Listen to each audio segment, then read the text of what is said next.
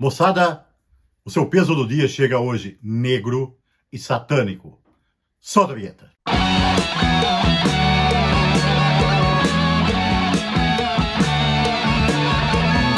Saudações pesadas, moçada. É o seu peso do dia chegando com muito mais peso em sua vida, para colocar mais peso em sua vida, com mais um papo interessante sobre heavy metal, rock clássico, rock and roll em geral aí.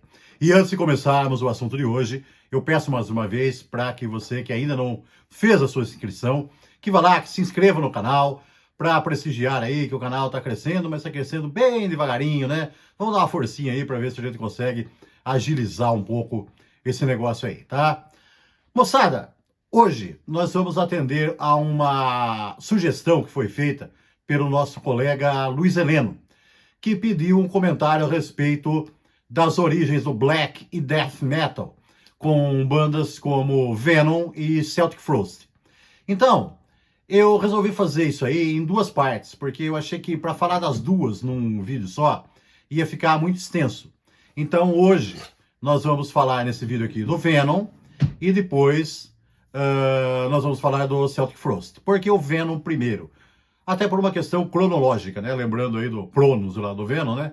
O Venom começou um pouco antes que o Celtic Frost. Então nós vamos falar primeiro dele e depois falaremos aqui do Celtic Frost. Aguarde que virá uma segunda parte, então, desse vídeo aqui. Mas então, moçada, vamos falar um pouco desta banda, o Venom, que é uma banda que é aquela banda, assim, polêmica e aquela banda que não deixa dúvidas. Ou você ama de paixão, ou você odeia até a última fibra do seu ser, tá? Não dá para ficar em cima do muro com uma banda dessa aí. O Venom é uma banda de Newcastle, na Inglaterra, né? Uma cidade ali do norte da Inglaterra. E essa banda se formou no final dos anos 70 e acabou explodindo no início dos anos 80. Pela época que a banda se formou e pela época em que ela começou a gravar e começou a obter sucesso, muita gente coloca o Venom como um integrante daquele movimento New Wave of British Heavy Metal. Porém, pelas características do seu som, que nós falaremos a seguir, não dá muito para colocar no movimento, não. Então aí ficam, assim, duas situações, né? Pela época e por ser uma banda de heavy metal, né, na Inglaterra, pela época e lugar, e por tocar heavy metal ali naquela época e na Inglaterra, ela até pode ser considerada assim como uma banda da New Wave of British Heavy Metal. Mas pelo som, não. Porque as bandas da New Wave of British Heavy Metal, como vocês sabem, nós já comentamos aqui, elas sempre foram mais tocadas assim pro lado do heavy metal mais progressivo, mais tradicional. E o Venom não era nada tradicional. Nós vamos falar a respeito. O que era o Venom, então? O Venom foi uma banda que teve várias formações, mas a sua formação clássica, que fez muito sucesso nos anos 80, era um trio formado por Cronos no baixo vocal, Mantas na guitarra e Abaddon na bateria. Esses aí são pseudônimos que eles inventaram. E na época lá que eles eram famosos, eles guardavam seus verdadeiros nomes embaixo de 7.000 chaves, né? Não revelavam para ninguém. E eram conhecidos só pelos pseudônimos. Depois, com o passar do tempo, os nomes foram aparecendo, nós vamos falar deles aqui. Mas o Venom, então, ele surgiu numa época aí que tinha lá o punk na Inglaterra, o movimento da New Wave of British Heavy Metal, tava todo aquele negócio lá. Então ele foi uma banda, assim, eles foram uma banda que... Sabe você pegar diversos ingredientes para fazer uma coisa? Aí você juntar as partes e fazer um negócio diferente. Foi o que eles fizeram. Então eles sempre foram chegados naquele som mais sombrio e pesado de bandas assim como Black Sabbath, Led Zeppelin.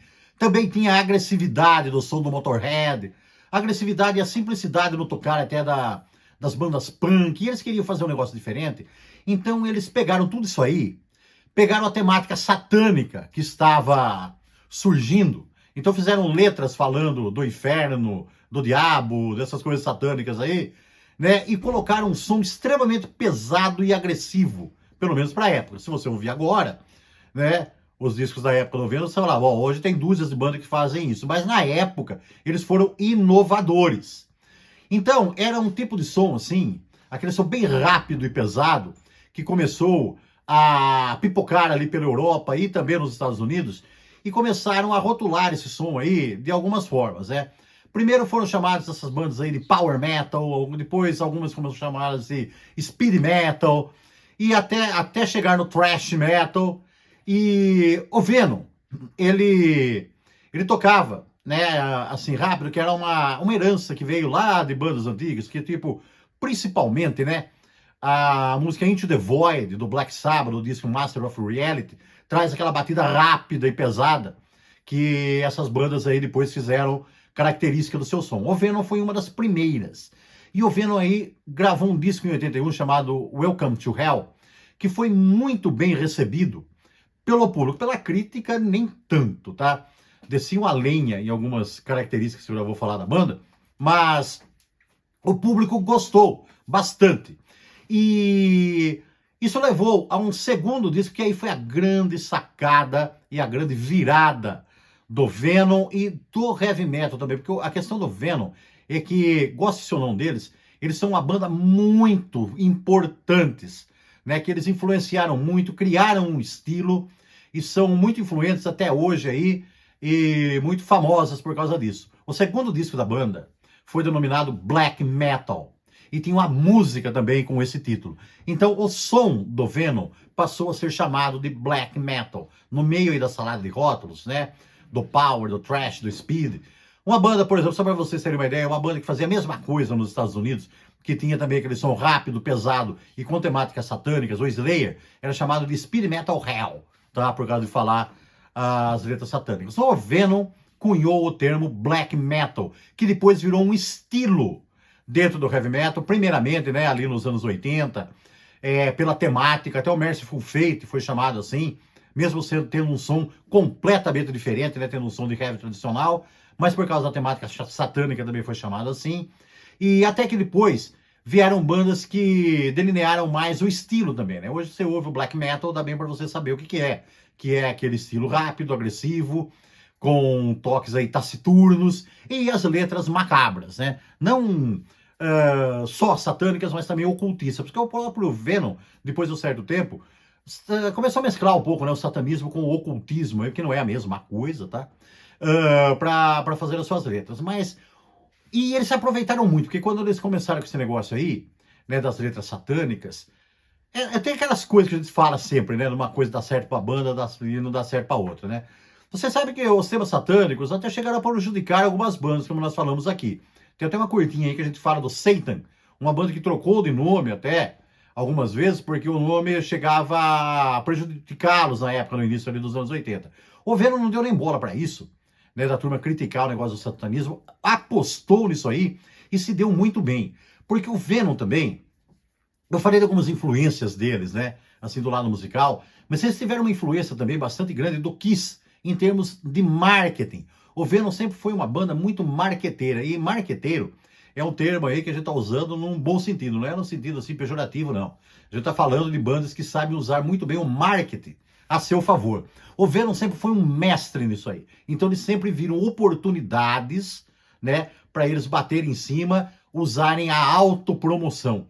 Então essa história aí, começaram a chamar o disco deles, Black Metal, e a música Black Metal, começaram a chamar o som deles de Black Metal, eles mergulharam de cabeça nisso aí, né? E também no show super produzido, outra influência que ele pegou, principalmente lá do Kiss, também com muita pirotecnia, efeitos luminosos fantásticos, e já que a coisa estava dando certo na questão de black metal, de letras satânicas, essas coisas aí, eles aprenderam a fazer agora até algumas invocações satânicas. Então eles começavam o jogo com invocações, dizendo que o próprio Satanás estava sendo invocado ali, todas aquelas bobagens lá. E hoje em dia a gente fala todas bobagens, né?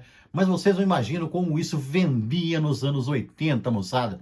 Fazia um sucesso danado e eles se aproveitaram muito disso aí. Então, eles conseguiram rapidamente um público fiel e enorme e começaram a influenciar muitas outras bandas. É claro que nem tudo são flores, né? E como eu falei para vocês, eles tiveram muito apelo do público, nem tanto dos críticos, né, da imprensa. E até mesmo de parte do público e de parte de outras bandas, porque eles sempre mostraram, também deixaram claro que o heavy metal não precisava ser muito caprichado para tocar, né? Precisava ser alto, pesado, agressivo, e se fosse simples, não teria problema nenhum. Então o Venom sempre foi uma das bandas mais simplórias, assim, musicalmente. Então o que eles queriam, o que eles pretendiam? Eles falavam, né, que eles queriam que a guitarra soasse como serra elétrica, baixo e bateria pesados como uma escavadeira. Então eles usavam esses termos aí, e a turma adorava, né? O público juvenil, o público adolescente da época adorava esse negócio aí. Então eles influenciaram muitas bandas com esse jeito mais radical e mais extremo de tocar. O Venom é tido como a primeira banda a tocar metal extremo no mundo. E deu muito certo, caiu muito no gosto do público, tanto na Europa como nos Estados Unidos. Eles rapidamente se entrosaram também com as bandas estadunidenses que estavam fazendo esse show, sabe? O Exodus, o Slayer, o Metallica, e fizeram excursões ali que foram chamadas de Metal Attack, Metal Combat, aquelas coisas todas lá, e tiveram muita repercussão dos dois lados do Atlântico e muito sucesso também. Aí, como o sucesso também começa a trazer alguns atritos, né? Os senhores, aí já vou falar o nome deles, que depois a gente ficou sabendo. O baixista e vocalista Cronos era o senhor Conrad Lunt. O guitarrista Mantas era o Jeff Dunn e o baterista Badon era o Tony Bray. Eles se deram bem por muito tempo, mas chegou uma hora aí que o Mantas saiu. E aí o Venom chamou dois guitarristas para o lugar do Mantas. Esses aí, eles se intitulavam então, Jimmy C. e Mike Hague, mas na verdade era Jimmy Clare e Mike Hickle. E aí é claro que as perguntas inevitáveis, né, foram perguntados por que saiu um guitarrista e eles trouxeram dois para substituir. Aí o Cronos e o Abaddon, sempre que perguntavam a respeito, eles respondiam que o grande problema, eles não usavam mais o nome Mantas aí, sabe? Porque como o Mantas saiu, não fazia mais parte, então, vamos dizer, da religião ali do Venom, né? Eles falavam que o problema é que eles sempre acharam que o Venom devia ter dois guitarristas, mas o Jeff queria aparecer sozinho. Bom, farpas daqui, farpas ali, uma coisa que caracterizou essa banda também foi soltar farpas para todo lado. Eu não sei se realmente eles tinham uma certa bronca dos outros, ou se eles perceberam que o seu público gostava que eles falassem mal, então eles teciam a lenha em muitas outras bandas que eram muito queridas pelo público em geral. Ó, o próprio Motorhead, vou citar algumas, que eles se invocaram mais, né? O próprio Motorhead, que foi uma influência inegável pro Venom, eles xingavam depois e chamavam a banda de Motordead, porque eles diziam que para eles a banda já tinha morrido. Falavam que o Lemmy era o maior fã do Motorhead e a banda tinha que ser o que ele queria. Então era o Motorhead porque já tinha morrido. Metia o pau também no King Diamond, que eles chamavam de King Bill, e falavam que o King Bill só fazia palhaçadas. E xingavam aí um monte de outros aí, né? Algumas eram as vítimas principais deles aí, como o Raven, o Manowar, o Foreigner, o pessoal, né, do glam metal aí, o pessoal do pop, como, por exemplo, o Boy George, eles adoravam falar mal do Boy George lá do Culture Club, né, e por aí vai. E com isso eles conseguiam também repercutir bastante. Era uma banda polêmica que gostava de estar sempre com os holofotes ligados em cima deles, falando bem ou falando mal. Meio aquele estilo lá que o Gene Simmons tinha cunhado nos anos 70, né? Falem mal, mas falem de nós. Então eles sempre foram assim. E com isso eles conseguiram bastante sucesso. E quando eu falo da importância deles, né, como banda muito influente, eles tiveram importância até mesmo para o desenvolvimento do heavy metal no Brasil. Não só por ter conseguido aqui um grande séquito de seguidores nos anos 80, mas também eles foram uma das primeiras bandas a quebrar a barreira de fazer uma excursão pelo Brasil, tocando aqui. Porque o Brasil, recapitulando, em termos de rock and roll, o Brasil sempre foi muito pobre antes de entrar aqui no circuito mundial, né? Nós contávamos nos dedos aí as bandas que tocaram aqui. Por exemplo, ó, vou relembrar. Alice Cooper tocou aqui em 74, eu nem sei porquê, não consegui até agora ainda uma explicação convincente de como é que ele foi parar aqui. Veio parar aqui, né? Aí depois dele, só em 81 veio o Queen, que queria tocar no Maracanã, mas acabou não dando certo também, tocou no Morumbi, mas veio. Em 83, mas essa aí foi uma passagem, foram passagens assim obscuras. Em 83 veio o Kiss, pouquinho mais de cobertura, né? Mas com grande público, tá? Essas passagens todas mostraram que o Brasil era viável, pelo menos em termos de público. E o Van Halen também veio em 83, também numa passagem extremamente obscura. Aí veio aquilo que foi o grande momento da história roqueira do Brasil, que foi o Rock in Rio primeiro, né, em 85, onde vieram aí coisas que a gente nem imaginava que viessem aqui, né? O Yes, o Iron Maiden, o Whitesnake, o AC/DC, o Ozzy, o Queen de novo, o Scorpions, tudo junto ali de uma vez só. Mas foi um negócio hecatômbico, mas foi um festival. E passou e acabou. 85 não aconteceu mais nada. 86 entrou também. A gente até falava, né? Tanto na imprensa, né? Rara imprensa que cuidava dessas coisas, como a gente curtia também. Quando pegava algum disco assim que vinha escrito que. O disco ao vivo que vinha escrito que foi gravado na turnê mundial da banda, a gente falava, ó, turnê mundial, o Brasil não faz parte do mundo, porque por aqui não passou nem longe. Então.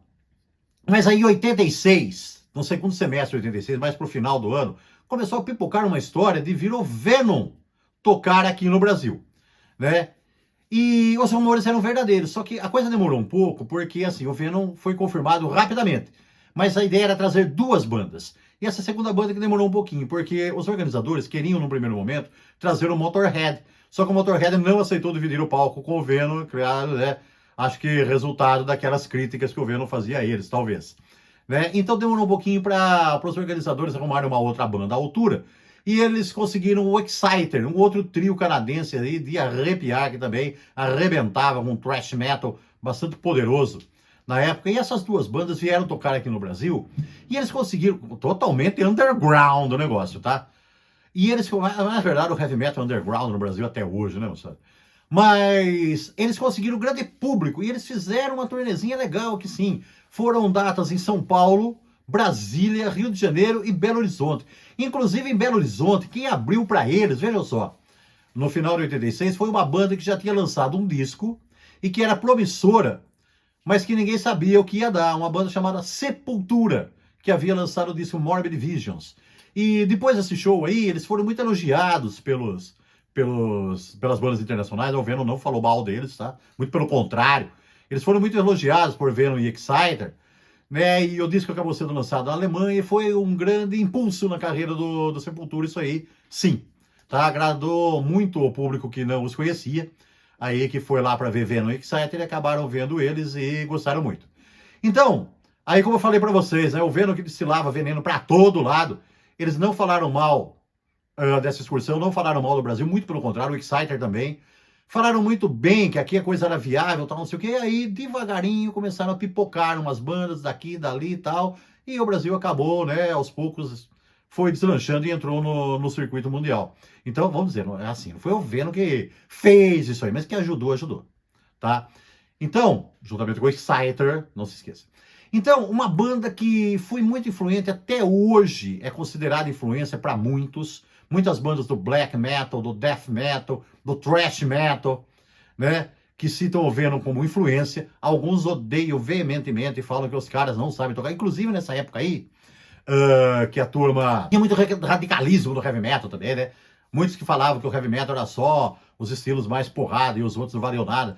Aí que surgiu lá o negócio no glam metal, do hair metal, de maneira pejorativa, que tem um vídeo aí que fala dessas coisas também no canal.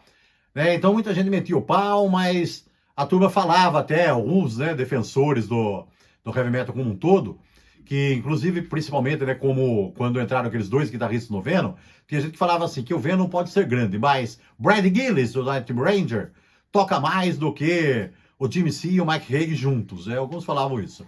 Mas é aquela história, goste ou não deles, a influência deles é importantíssima. E aí, depois que passou aquele grande auge lá dos anos 80, o Venom existe até hoje, mas teve assim períodos de ficar fora, períodos de surgir de maneira diferente, como quarteto, como trio, com um membro, com dois membros, com os três membros.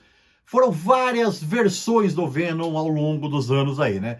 Foram versões assim, só com o Cronos como membro, só com o Abaddon como membro, versões com o Abaddon e o Mantas, versões do Cronos e o Abaddon, versões com os três juntos e mais um guitarrista, versões do trio, de novo na formação clássica, e de vez em quando até hoje, né, o Venom aparece com alguma versão aí, às vezes com 2, com 3, com só um, né, integrante, mas sempre foi mais o Cronos que levou mais a coisa à frente aí com o Venom. Então várias versões surgiram ao longo dos anos, a banda teve algumas mudanças sonoras aí, né, não muitas, claro, né, não foi assim uma banda que chegou a radicalizar, tocar hard rock, alguma outra coisa, nada disso, sempre foi o heavy metal extremo, mas às vezes assim com passagens mais melódicas, mais regeneradas, inclusive até nos anos 80 teve um disco deles chamado At War with Satan, que eu até falei aqui num vídeo que tem aqui no canal que fala de suítes,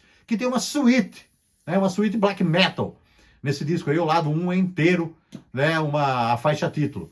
Então eles tiveram algumas nuances também aí no seu caminho, algumas mudanças um pouco de direcionamento, mas sempre foram aquela banda extrema, com o visual também muito bem cuidado, a língua muito afiada, o marketing, né, um tino assim para o marketing muito grande, e conseguiram atravessar as décadas aí, sempre fazendo muito sucesso, sendo sempre muito influentes em termos de público e em termos de músicos, né? Como eu já falei, reitero mais uma vez, muitas bandas citam o Venom como uma influência. Então, goste ou não deles, a importância deles para o heavy metal é inegável. Então, moçada, é isso que a gente falou aí, teve para falar hoje aqui a respeito do Venom. Claro que em outras oportunidades falaremos mais dessa banda bastante influente. Espero ter atendido aí a solicitação do nosso amigo aí, Luiz Heleno. Espero que você tenha gostado. Espero que vocês também, seguidores do canal, tenham gostado. E mantenham-se pesados e até a próxima. Yeah!